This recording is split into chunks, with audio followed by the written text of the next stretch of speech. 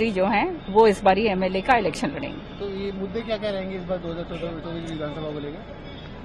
मुद्दे ज्यादातर हमारे तो कृषि प्रधान प्रदेश है, तो आप जानते हैं कि मुद्दे जो हैं किसानों के हैं। जो बीजेपी सरकार ने किसानों के लिए जो जो करा है वो अपने आप में एक इतिहास है। अगर यहाँ पे गिनवाना शुरू करा तो बहुत समय लगेगा, आपने भी जाना है। साथ के साथ जो है पानी है, बिजली है, मेन मुद्दे नौकरी जो है, यही मुद्दे हैं। और ये ऐसी पहली सरकार आई है जहां ना खर्ची और ना पर्ची, कोई सिफारिश की जरूरत नहीं है। बच्चे जो है अपना ईमानदारी के साथ जो लगेंगे, गरीब से गरीब का बच्चा जो है वो लगेगा, किसी से सिफारिश करने की जरूरत नहीं है। भूपेंद्र हुड्डा ने सरकार बनाने का दावा किया। बहुत गहरा गाँव था ये ओलंपिक मेडल का, पता नहीं मतलब मुझे लगता है कि टाइम लगता है उसको करने में, लेकिन आज जो मैं अपने देशवासियों का, जो अपने परिवार का, अपने गांव का जो प्यार देखा है, तो शायद वो गाँव बढ़ने में मुझे हिम्मत मिलेगी। और शायद इस रेसलिंग को मैं छोड़ना चाहती हूँ। मैं तुझे नहीं बता रही, मैं कुछ बोल नहीं सकती कि मैं छोड़ दिया है, मैं करूँगी जो भी है, लेकिन बस मैं इधर से मुझे जो हिम्मत मिली है, मैं चाहती हूँ कि उसको मैं एक सही दिशा में, सही जगह पे मैं उसको। आगे के लिए क्या भूमिका देखती है अपनी जिंदगी की लड़ाई बहुत लंबी है, हमारी लड़ाई अभी खत्म नहीं हुई है। एक छोटा सा हिस्सा मैं अभी पार करके आई हूँ, तो वो भी मुझे लगता है अधूरा रह गया था, लेकिन एक बहुत लंबी लड़ाई आपको पता है कि हम 1.5 साल से लड़ रहे हैं, वो लड़ाई कंटिन्यू जारी रहेगी और उम्मीद करते हैं परमात्मा से सच्चाई। देखिए 12-13 साल हो गए, बहुत चीजें ठीक हुई है, बदली है। अगर नहीं कुछ बदला है तो महिलाओं के साथ रेप बलात्कार, महिलाओं के साथ घटनाएं, क्योंकि हमें नहीं लगता है कि महिला सुरक्षा के लिए, महिला के साथ जो घटनाएं हो गई है उनके इंसाफ के लिए कुछ काम हुआ है। कानून जरूर बनाए गए हैं, फास्ट ट्रैक कोर्ट जरूर बनाए गए हैं, लेकिन उस पर काम नहीं हुआ। 2020 में निर्भया के मुजरिमों को सजा हुई थी, उसके पहले भी उसके बाद भी इतने सारे केस हुए हैं। बच्चियों को 35 टुकड़ों में काट दिया गया, बच्चियों को घसीट दिया गया, किसको इंसाफ मिला? घटनाएं रोज हो रही हैं। हम सोच रहे हैं कि हमारा समाज सुधर जाएगा, हमारा समाज का सोच बदल जाएगी। अगर आप मुजरिमों को सजा नहीं देंगे, जेल में बैठा के उनका पालन पोषण करेंगे, उनकी मांगे पूरी करेंगे, तो महिलाएं सुरक्षित कैसे होंगी? तो जब तक मुजरिमों को सजा नहीं मिलेगी, जब तक फास्ट ट्रैक कोर्ट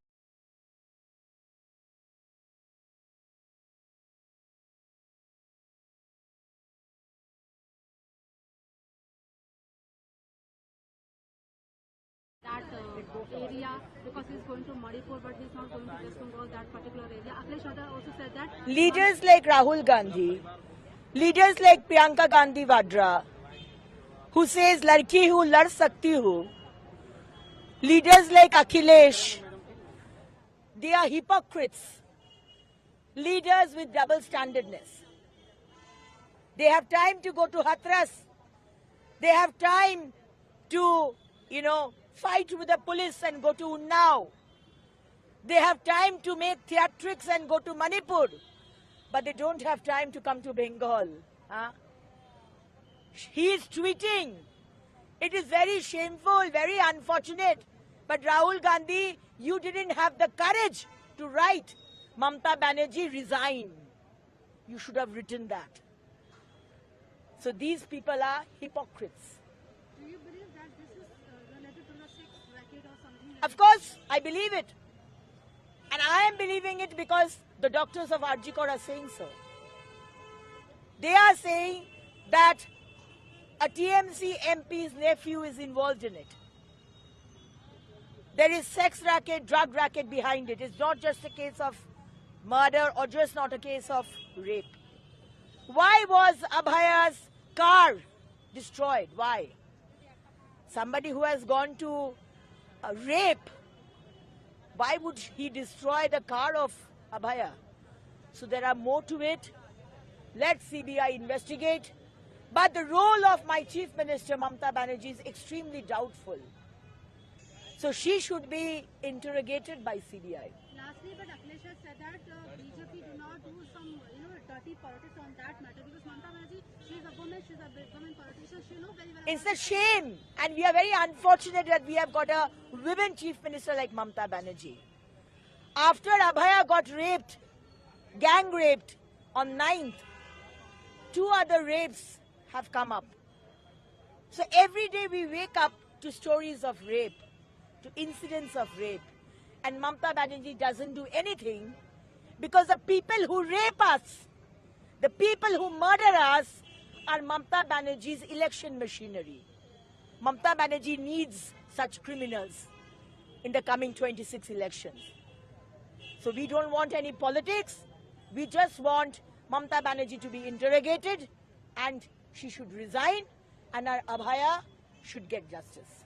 समझ में नहीं आता कि आप जनता का विश्वास जब आप खुद अपने ही सरकार अपने ही प्रशासन के खिलाफ मुख्यमंत्री होने के बावजूद आप अगर सड़क पर उतरती हैं तो क्या आप जनता को विश्वास दिला रही हैं न्याय का या उनके भीतर एक डर का माहौल आप पैदा कर रही हैं। ये कहीं ना कहीं ममता बनर्जी जी की एक मुख्यमंत्री होने के नाते कमजोरी को दर्शाता है। ये समझ के परे है कि एक राज्य का मुख्यमंत्री अपनी ही सरकार अपने ही शासन अपने ही प्रशासन के खिलाफ सड़क पर उतर जाता है तो ऐसे में ये आपकी कमजोरी को दर्शाता है। ये दर्शाता है कि संभवतः आपके हाथ में भी अब अपने राज्य की व्यवस्था अपने राज्य का तंत्र अब आपके कंट्रोल में भी नहीं है और इसीलिए इतनी ज्यादा अराजकता का माहौल बंगाल जैसे राज्य में बना हुआ है जो सिर्फ और सिर्फ मुख्यमंत्री जी की लापरवाही। प्रधानमंत्री श्रीमान नरेंद्र मोदी जी के समय में पूरी दुनिया भारत की तरफ देख रही, भारतीय संस्कृति की तरफ देख रही और भारतीय संस्कृति की पताका जैसे हमारा अपना संक्रांति के बाद तिल तिल करके दिन बड़ा होता जाता है, सूर्य देवताओं का प्रकाश लगातार फैलता जाता है, रात का अंधकार कम होता जाता है, ऐसे ही समय में दुनिया का सबसे बड़ा लोकतंत्र भारतवर्ष यशस्वी प्रधानमंत्री के नेतृत्व में दुनिया में अपना परचम लहरा रहा है, दुनिया में आनंद के साथ एहसास करा रहा है कि भारत की ताकत क्या है।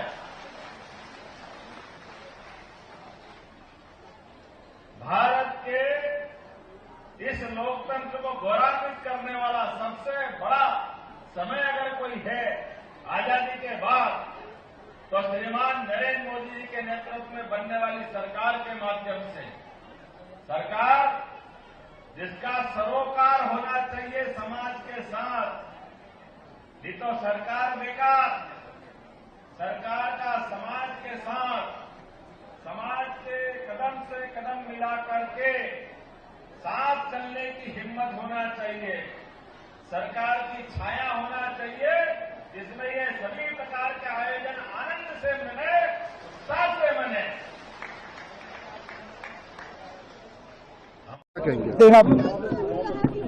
ये नेशनल कॉन्फ्रेंस की खुशकिस्मती है कि जावेद मिर्चाल साहब जैसे लीडर जो आवाम के साथ जुड़े हुए हैं, जिनका अपने वोटरों के साथ लोगों के साथ एक करीबी रिश्ता बना हुआ है, आज वो नेशनल कॉन्फ्रेंस में शमूलियत कर रहे हैं।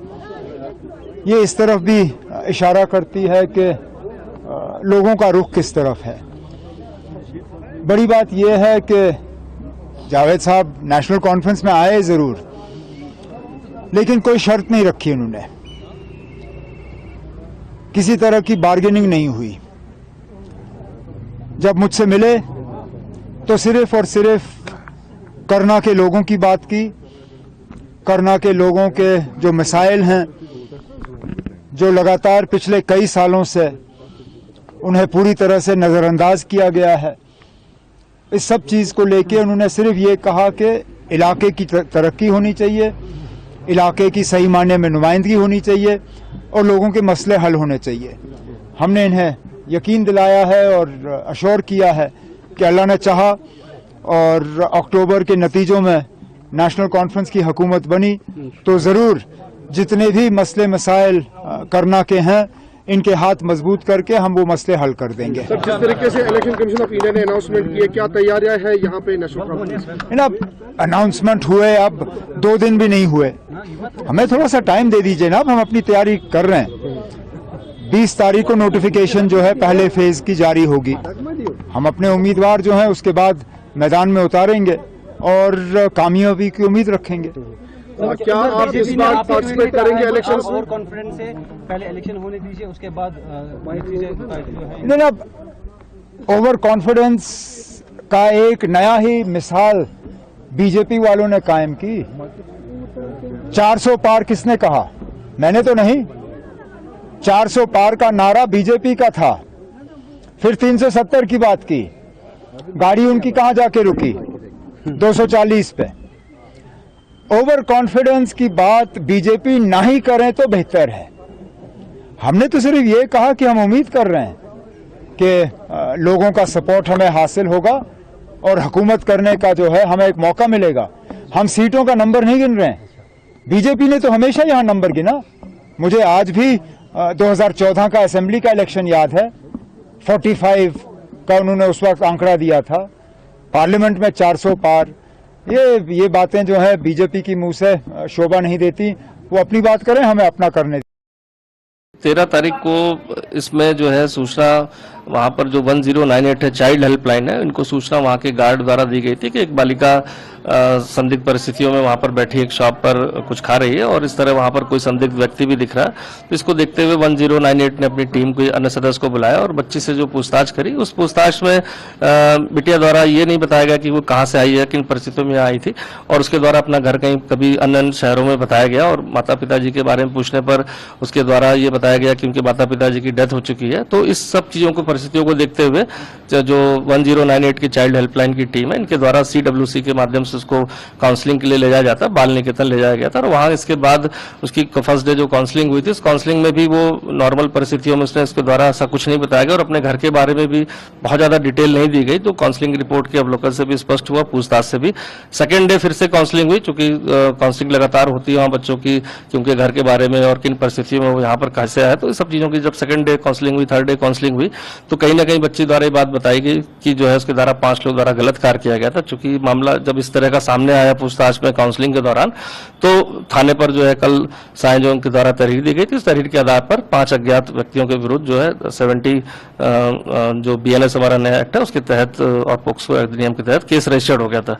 चूंकि बिटिया से जब इस जानकारी के बारे में घटनाक्रम कहाँ का हो सकता है, जो हमारी स्पेशल टीम जो महिला अधिकारियों की बनाई गई, तो उसके बाद फिर पता चला कि घटनाक्रम जब वो बस से दिल्ली से बस से आई थी तो घटनाक्रम बस का था। तो इसके बाद वहां की सारी CCTV फुटेज को लेकर अवलोकन किया गया। उस अवलोकन के बाद बिटिया को देखा कि रात के करीब 1-1:30 बजे के करीब एक शॉप पर वहीं पर बैठी हुई थी और एक संदिग्ध व्यक्ति भी वहां पर खड़ा हुआ था, और जिसको गार्ड ने भी पहचाना था कि यहाँ एक व्यक्ति यहाँ था, और इसकी सूचना तभी उसने 1098 को दी थी।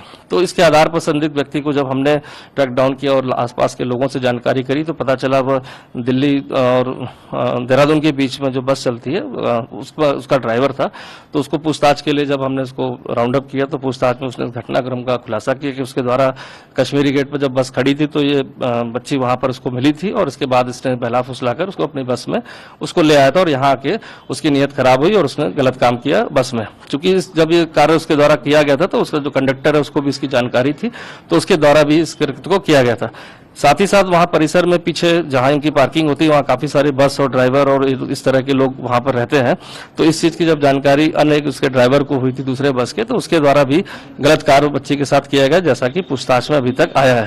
तो इस तरह से चिन्हित करके हमारे पास 3 बस के ड्राइवर, एक कंडक्टर और एक कैशियर जो कैश कलेक्शन का काम करता है, उसकी संलिप्तता इस बात में प्रकाश में आई थी। तो 5 लोग को राउंड अप करके हिरासत में ले लिया गया। जो बस आइडेंटिफाइड हुई थी, रात इसमें स्टेट की फोरेंसिक टीम को बुलाकर जो साक्ष्य संकलन की कार्रवाई इसमें की गई है। साथ ही जो हमारी काउंसलिंग की टीम थी, जो अलग अलग लोगों ने काउंसलिंग करी थी, उनसे भी वार्ता कर ली गई है। अब पूछताछ के बाद बिटिया का जो था कि गांव का नाम पता चला था, उस गांव के नाम के आधार पर हमने वहां पर पुलिस से संपर्क करके टीम को वहां भेजा और वहां पर ये पता चला कि बिटिया जो वहां पर उनके पेरेंट्स जिंदा है और वहां के जो मौजूद लोग हैं उनसे भी बात की गई और उनको भी यहाँ पर बुला लिया गया। उनके आने के बाद और चीजें स्पष्ट हो पाएंगी कि किन परिस्थितियों में बिटिया अपने घर से दिल्ली पहुंची और दिल्ली के बाद देहरादून आई। लेकिन जो भी इस पूरे कांड में अभी तक जो 5 लोग की संलिप्तता थी, जैसा कि काउंसलिंग में भी 5 व्यक्तियों के बारे में बताया था बिटिया ने, वो सभी 5 को अरेस्ट कर लिया गया और साक्ष्य संकलन की कार्रवाई हमारी आगे चल रही है। सर, किन किन धाराओं में उन आरोपियों पर मुकदमा दर्ज हुआ है और अब आगे की किस तरह से कार्रवाई की जाएगी? देखिए 70/2 जो हमारी जो BNS की सेक्शन है, जो पहले गैंग रेप में यूज हुआ करती थी, उसके तहत और हमारी जो पोक्सो अधिनियम की नाबालिग के विरुद्ध है, वो उसके तहत मुकदमा दर्ज किया गया है। अपन सभी से जो हमारे सभी बेस्ट से बेस्ट डॉक्टर्स हैं वो बच्चे का इलाज कर रहे हैं और जो भी बेस्ट ट्रीटमेंट संभव है वो ट्रीटमेंट बच्चे को दिया जा रहा है और हम सब यही दुआ करें कि बच्चा जल्दी से जल्दी यहाँ पे स्वस्थ हो। यहाँ पे कुछ भीड़ जमे, मैं उनसे यही आग्रह कर रहा हूँ कि अपने अपने घरों को जाएं। इस तरह से भीड़ इकट्ठा होने से ना तो बच्चे के स्वास्थ्य में सुधार होगा, ना बच्चे के इलाज में किसी प्रकार की और अच्छा इलाज होगा।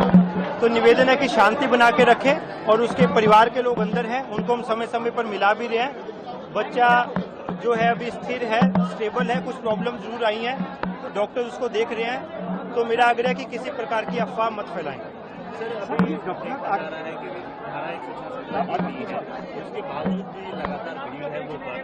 भीड़ को रोकने के लिए अपन प्रयास कर रहे हैं, समझाइश कर रहे हैं। ये ऐसा समय होता है जब अपन बहुत ज्यादा जोर जबरदस्ती नहीं कर सकते, क्योंकि ये सब अपने ही लोग हैं और ये भावनात्मक हो रखे हैं, अपन समझ रहे हैं। तो अपन इनको प्यार से, समझाइश से इनको भीड़ को यहाँ से हटाने की कोशिश कर रहे हैं। जब तक आखिर हुई कैसे थी, कल तक सामान्य स्थिति थी, आप लगातार कोई गफलत नहीं है। घर के परिवार के 20 लोग अंदर हैं, बच्चा जिंदा है, पर फिर भी ना जाने कौन यहाँ पे अफवाह फैला देता है। कोई कहता है सांस रुक गई, कोई कहता है ये रुक गया। तो मैं इनसे ये आग्रह कर रहा हूँ कि इस तरह की नेगेटिव बातें नहीं करें और इस माहौल में झूठी बातें, अफवाहें मत फैलाएं। लेकिन सर, जो अफवाह फैला रहे हैं, क्या उनके खिलाफ भी कार्रवाई करें? ये सब बात की बातें, अभी इलाज करें, कार्रवाई सब बाद में होती रहेगी। अभी जो है इलाज चल रहा है, इलाज करें। परिजनों ने ये कहा था कि अंदर से किसी ने कहा कि आप घर जाइए, 2 दिन त्योहार फिर आइएगा। यही इसी बात को लेकर इनकी नाराजगी? नहीं, वो नाराजगी नहीं है। मेरे हिसाब से कुछ लोगों ने इनको मिसगाइड कर दिया है, सही सूचना इनको बताई नहीं जा रही है। हम इनको सही सूचना बता रहे हैं और इनको परिवार वालों से भी मिला रहे हैं। देवराज की स्थिति जैसी कल थी वैसी बनी हुई है। कुछ चीजें हैं जो उसकी इम्प्रूव नहीं हुई हैं।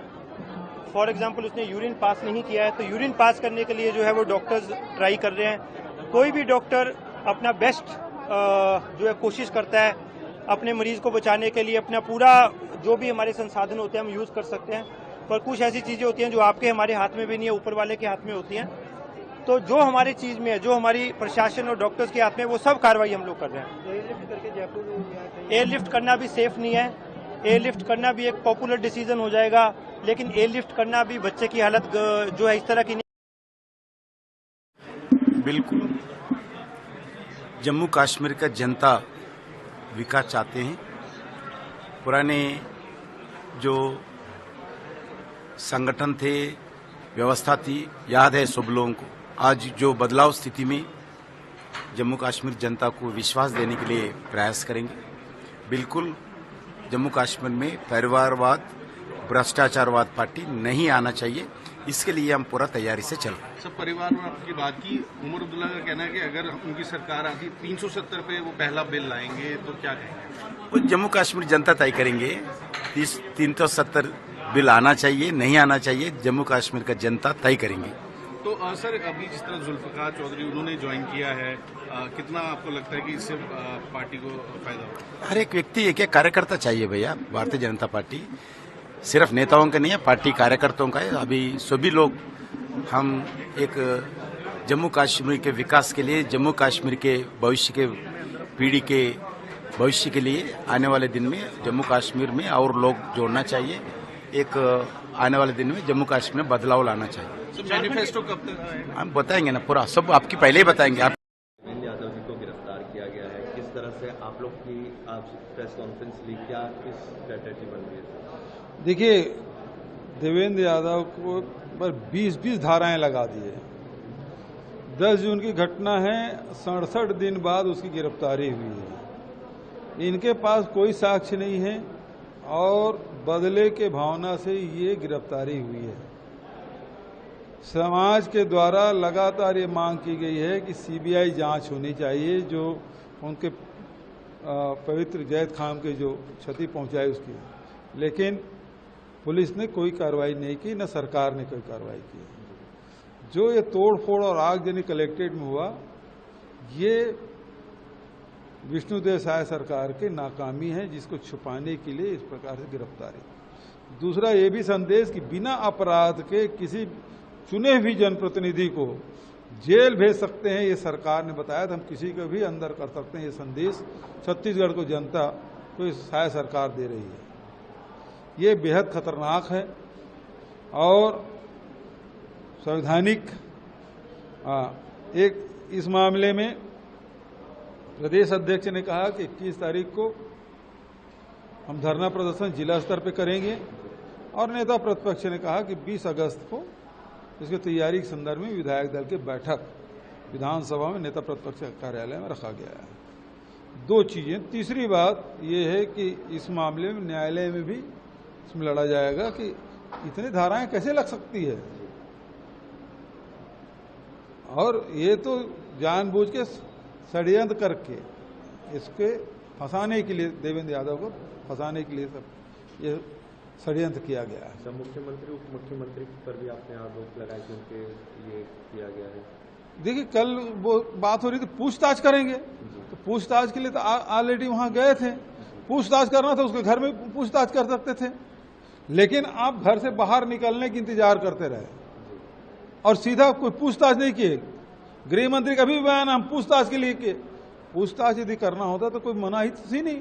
आप तो गिरफ्तार किए और सीधा जेल में डाल दिए, पूछताछ तो किया नहीं आपने।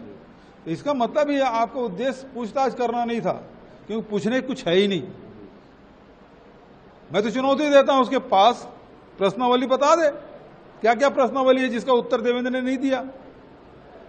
तो आपके पास कोई प्रश्न है ही नहीं, आपको गिरफ्तार करना था, टेरर क्रिएट करना है, ये उसका उद्देश्य। लेकिन वहां के मुख्यमंत्री भी सड़कों पर उतरे उसको लेकर। बड़ा अजीब बात है, मुझे तो आश्चर्य होता है। ये मुख्यमंत्री कहां उतरी? बंगाल में लॉ एंड ऑर्डर खराब है, वो हेल्थ मिनिस्टर है, वो लॉ एंड ऑर्डर के मालिक हैं, उनकी सरकार है। किसके खिलाफ? अगर ये नौटंकी है, अगर नहीं संभल रही है तो इस्तीफा दे देनी चाहिए। गुंडे इनके, सरकार इनकी, नौटंकी इनका। रोड पर किसको दिखा रही हैं? देश का दुर्भाग्य है, अगर ममता बनर्जी अगली बार इनकी सरकार नहीं हटी तो बंगाल के अंदर दूसरा बांग्लादेश होगा। ऐसी घृणित घटनाओं के बाद स्वाभाविक रहता है कि जनभावनाएं चरम पे रहती हैं और उद्वेलित रहती हैं। इनमें न्याय दिलाना और बच्ची उनके परिवार की ओर ध्यान देना, ये मेरे ख्याल से पहली प्राथमिकता रहनी चाहिए।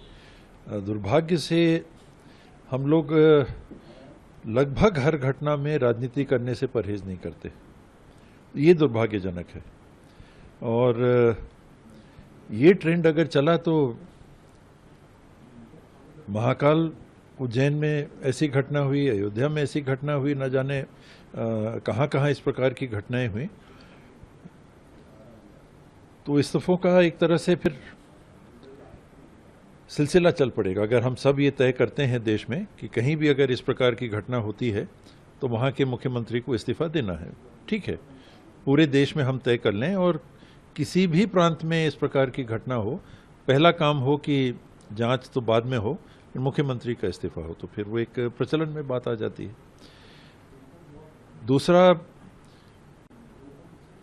बहुत कठिन होता है, ये उम्मीद की जाती है, लेकिन घटनाओं को, इस प्रकार की घृणित घटनाओं को भी, ऐसे घटनाओं को अंजाम देने वाली विकृत मानसिकताओं को भांप पाना और ऐसी घटना पूरी तरह से रुक जाए समाज में, प्रदेशों में, देश में, दुनिया में, ये बहुत कठिन होता है।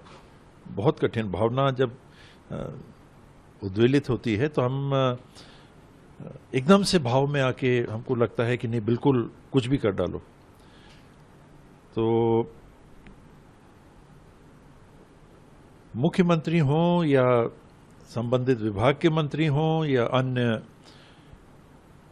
अधिकारी हों जिनकी सीधी जवाबदारी बनती है, अगर इस घटना के बाद वो जांच की प्रक्रियाओं में कहीं शिथिलता बरतते हैं तो वो अत्यंत आपत्तिजनक है। वो फिर कोई दल की बात नहीं होनी चाहिए, कोई क्षेत्र की बात नहीं होनी चाहिए। अगर उसमें कहीं कमी आ रही है तो ऐसे लोगों को फिर जनप्रतिनिधि के रूप में काम करने की जवाबदारी लेने का अधिकार नहीं रह जाता। सर, जिस तरीके में काफ़ी रोष है और पूरे देश भर में डॉक्टर प्रोटेक्शन एक्ट की मांग कर रहे हैं, तो आप उनकी मांग को कितना जायज मानते हैं कि केंद्र सरकार को फैसला लेना चाहिए? होना चाहिए, केंद्र सरकार को भी लेना चाहिए, राज्य सरकारों को भी लेना चाहिए। मुझे स्वयं 5 साल स्वास्थ्य मंत्री के रूप में जवाबदारी संभालने का मौका मिला था छत्तीसगढ़ में बीते 5 साल में, और हम लोगों ने घोषणा पत्र में भी, चुनाव के पहले कांग्रेस के घोषणा पत्र में भी छत्तीसगढ़ में ये रखा था कि वकीलों को लेके, पत्रकारों को लेके और डॉक्टर्स को लेके एक पृथक से कानून बनाया जाएगा उनकी रक्षा के लिए। कार्य करते समय जो उनके साथ घटनाएं, अप्रिय घटनाएं होती हैं, उससे उनको सुरक्षा मिल सके। पर कुछ हुआ, कुछ काम नहीं हुआ कांग्रेस की भी सरकार में।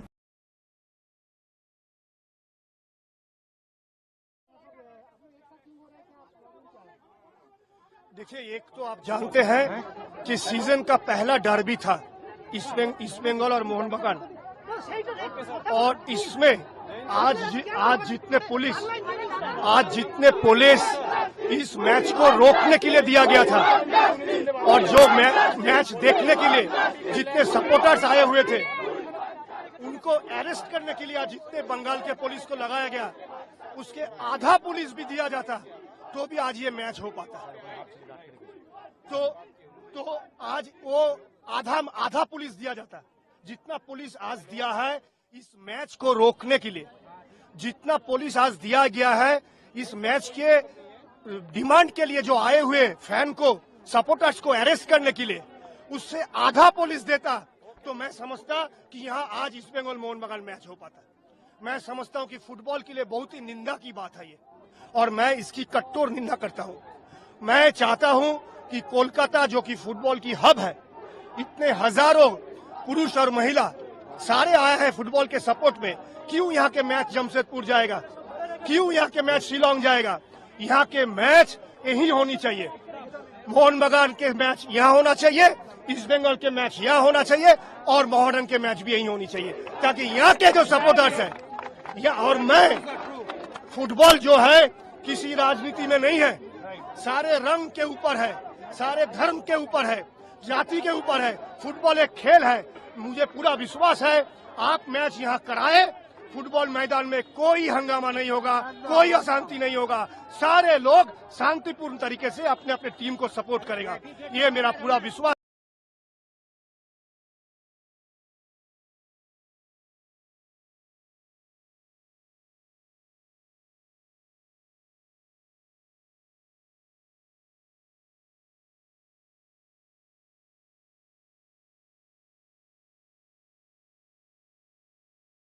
No, I have total sympathy and solidarity with the doctors.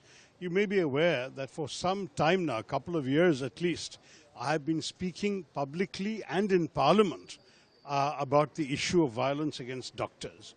I got into a bit of a debate with Health Minister Mansukh Mandavia when he was Health Minister. He no longer is, but at that time, on this very question, because I had argued that the government should bring in a bill to specifically protect medical professionals in the course of their duties.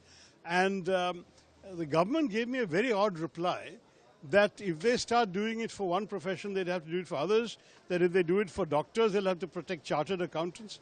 I said, this is a ridiculous argument. I said so in Parliament, openly. I said, doctors are working in life and death situation. They're saving our lives. They're risking their own at great sacrifice to look after people. How can we not see them in a special and separate category? So I introduced my own private member's bill, which is on the record in Parliament, suggesting this was after the tragic killing of Vandana Das in Kerala. I called it the Vandana Das Memorial Act, in which I said we must. And by the way, I worked with IMA on the provisions required, and IMA fully supports my private member's bill. I have done many other events on the subject because I believe it's genuinely necessary. I am shocked and saddened that despite all these efforts to raise public consciousness and the government's consciousness about this, that one more doctor has had to lose her life. It is a really tragic situation. I believe this is an overdue necessity for this country to take specific steps to protect doctors. People enter hospitals in a state of mind which is often extremely tense.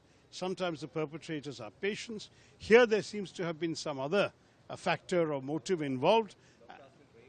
I know this is a terrible, terrible situation. And you know, a young doctor, 31 years old, representing the hopes and dreams of her family, her life has been so cruelly cut short. Obviously, the particular culprit must be apprehended and severe action, condign punishment should be done. But that's not enough. We must have a strong law, strong provisions and strong protections to ensure that doctors and medical practitioners do not have to suffer this kind of horror again. We should make it much more difficult. Why wasn't there a special restroom for doctors after a 36-hour shift? Why are there no separate facilities for women doctors in a hospital of this size? Why was there absolutely no security screening for outsiders? If it is true that the killing was done by an outsider, why was he able to enter so easily and wander freely around the hospital? You can enter a hospital with permission to visit a patient, fine. But you have no right to do this. And at 3 a.m., what is an outsider doing in the hospital? There are some fundamental practices that can be enshrined by law for all hospitals in the country. And I urge the government to take necessary action to ensure this. We are now reaching a stage where people are feeling it is unsafe to be a doctor. Not because they're afraid of catching disease.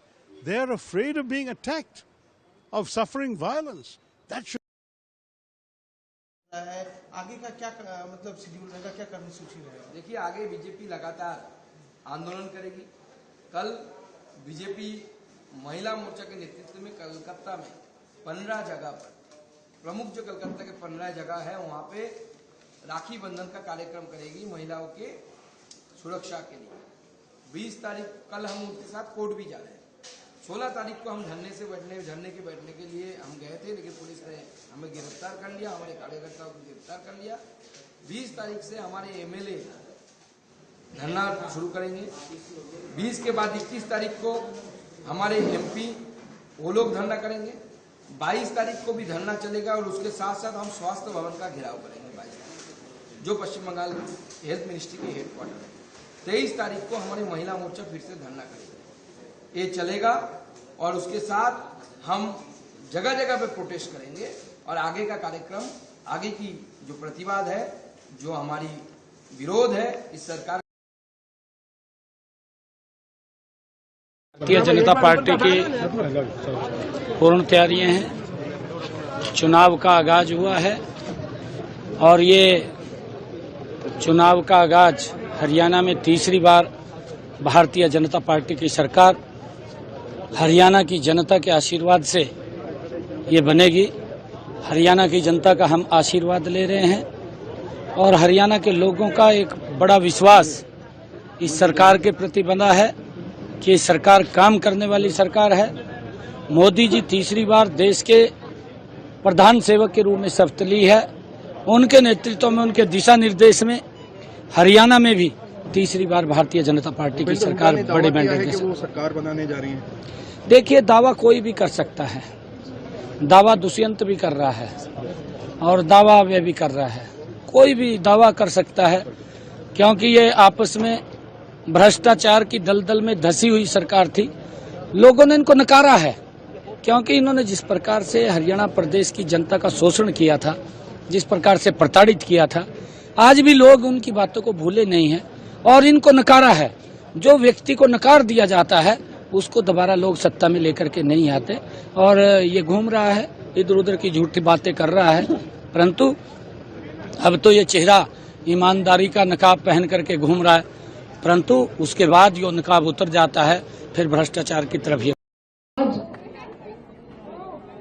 पूरे देश में अरविंद केजरीवाल जी का नाम इसलिए हो रहा है क्योंकि वो स्कूल बनाते हैं। पूरे देश में अरविंद केजरीवाल जी का नाम इसलिए हो रहा है क्योंकि वही एकमात्र मुख्यमंत्री हैं जिन्होंने पूरे देश में केवल एक राज्य में बिजली के बिल 0 ला के दिखा दिए, जबकि पूरी दुनिया में बिजली महंगी होती है। उन्होंने मुफ्त में सरकारी अस्पतालों में इलाज करने का सिस्टम बना दिया, तो बिजली के बिल 0, सरकारी स्कूल अच्छे, सरकारी अस्पताल अच्छे, बसों में महिलाओं के लिए, बहनों के लिए केजरीवाल जी ने यात्रा फ्री कर दी। पहले केवल रक्षाबंधन के दिन होती थी। अरविंद जी ने कहा जब तक अरविंद जी केजरीवाल दिल्ली की बहनों का भाई है, रोज ही रक्षाबंधन है। तो पूरे बसों में फ्री हो गया, बच्चों के लिए बढ़िया, बड़ों के लिए बढ़िया, बहनों के लिए बढ़िया, और तीर्थ यात्राएं कर दी बुजुर्गों के लिए भी बढ़िया। ट्रेन पे ट्रेन चला दी, पूरे देश में पूरे अलग अलग बड़े बड़े तीर्थ स्थानों की सैर करा दी दिल्ली के भाइयों, बड़े बड़े लोगों को। बस पानी का भी काम चल रहा है, पानी भी आ रहा है।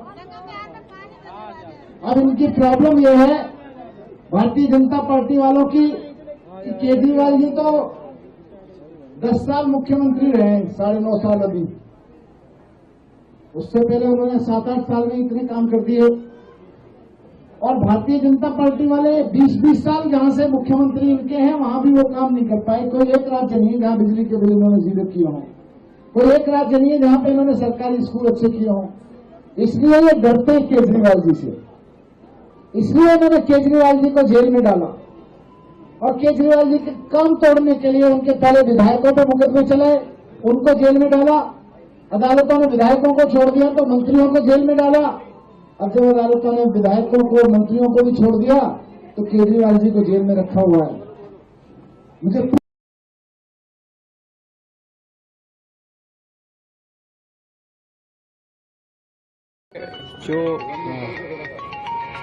जो हॉस्पिटल में बच्चा एडमिट है उनके परिजनों के बीच में और कुछ लोगों के बीच में ये कन्फ्यूजन्स थे कि साहब हमें बच्चे की स्थिति के बारे में अपडेट नहीं मिल रहा है। उन्हें इस बारे में जो भी मेडिकल प्रशासन है उनसे जानकारी लेकर के उन्हें अवगत कराया गया है। बच्चा स्टेबल है और लगातार उसका इलाज चल रहा है, और उन्हें जो भी कन्फ्यूजन है इस संदर्भ में उनको अवगत कराया गया है कि सीनियर अधिकारियों के और मेडिकल प्रशासन के नंबर उनके मौजूद लोगों को और उनके परिजनों को उपलब्ध कराए गए हैं कि किसी भी प्रकार का कोई कन्फ्यूजन हो, किसी भी तरह की उनको वस्तुस्थिति जाननी हो तो वो संबंधित व्यक्ति से संपर्क कर सकते हैं। इसी बात कन्फ्यूजन्स को लेकर के ये लोग, कुछ लोग यहाँ पर उत्सुकता वर्ष मुखर्जी चौक में एकत्र हुए थे। समझाइश करके उनको अभी हॉस्पिटल भेजा गया है, भेज करके और उनकी मेडिकल प्रशासन से वार्ता करा दी जाएगी और वार्ता करा करके और उनको संतुष्ट किया जाएगा। सर एक ही अफवाह फैल रही है। देखिए ये मिसक्रिएंट्स हैं, सब तरह के लोग मिसक्रिएंट्स हैं। रेगुलर बेस पे प्रशासन की तरफ से, मेडिकल प्रशासन की तरफ से मेडिकल अपडेट्स जारी किए जा रहे हैं। सभी अधिकारी, सभी मेडिकल प्रशासन के लोग, सब और क्षेत्र के जो भी जिम्मेदार लोग हैं, जनप्रतिनिधि हैं, लगातार बच्चे की स्थिति के बारे में अपडेट ले रहे हैं और जनता को भी अपडेट कर रहे हैं। तो ऐसा कन्फ्यूजन किसी को रखने की जरूरत नहीं है, और फिर भी कहीं कन्फ्यूजन है तो हमने हमारे नंबर उपलब्ध कराए कि हमारे नंबर से वो वस्तुस्थिति जान सकते हैं। किसी भी, मैं पुनः वापस कह रहा हूँ कि कोई भी अफवाह के ऊपर कभी कतई ध्यान ना दें। अगर किसी भी तरह का कोई अपडेट होगा तो निश्चित रूप से जो मेडिकल प्रशासन है या जो जिम्मेदार प्रशासन के लोग हैं वही जानकारी देंगे, वही लोग अधिकृत हैं। हॉस्पिटल में गफलत कैसे हुई, किसने किया, वो आइडेंटिफाई? कोई ना तो किसी ने ये बात बताई कि साहब उन्हें किसने इस बारे में कोई अपडेट दिया, ऐसी कोई ऑफिशियल या मतलब कोई नामजद कोई आदमी नहीं है किसने किस तरह की बात बताई, किसी ने भी कोई नाम नहीं। सर एक आरोप है कि मिलने दिया नहीं जा रहा। नहीं, ऐसा नहीं है। रेगुलर बेस पे वो वहाँ मिल सकते हैं, और इस संदर्भ में इसीलिए तो मैं कह रहा हूँ आपको कि कोई भी कन्फ्यूजन है, किसी भी तरह का कन्फ्यूजन है, उस कन्फ्यूजन को दूर करने के लिए उनको उपलब्ध करा दिए गए नंबर, उनके जनप्रतिनिधि हैं, प्रशासन के लोग हैं, उसके अलावा मेडिकल प्रशासन के लोग हैं, चाहे जिससे जब चाहे बात कर सकते हैं। Thank you. सवेरे में निकला था ये सोच के कि 2 बजे कार्यक्रम स्थल पे आ जाऊंगा, लेकिन यहाँ आते आते शाम हो गई। मैं माफी चाहता हूँ। ये प्रेम परिवार का प्रेम है, बहनों का, भाइयों का, बेटे बेटियों का, और ये प्रेम यही संकल्प पैदा करता है कि मैं अपनी जिंदगी का एक एक क्षण जनता की सेवा में गुजारूं। जनता की सेवा मेरे लिए भगवान की पूजा है, बहनों की सेवा मेरे लिए देवियों की पूजा है। दिन रात जी जान से प्रधानमंत्री जी के नेतृत्व में अपनी जनता की सेवा करेंगे। और प्रधानमंत्री जी ने संकल्प लिया है विकसित भारत बनाने का संकल्प, गांव को गरीब मुक्त बनाने का संकल्प, लखपति दीदी बनाने का संकल्प। इस संकल्प को पूरा करने में मैं भी परिश्रम की पराकाष्ठा करूंगा, प्रयत्नों की परिसीमा करूंगा, कोई कसर नहीं छोड़ूंगा। ये अपना पूरा विशाल और विराट परिवार, हमारा पूरा परिवार इस बड़े परिवार का सेवक है। मैं जनता का आभार प्रकट करता हूं, बारंबार प्रणाम करता हूं। इसी संकल्प के साथ कि सेवा में कोई कसर नहीं छोड़। झारखंड में कोई खेला होने की संभावना है क्या? धन्यवाद।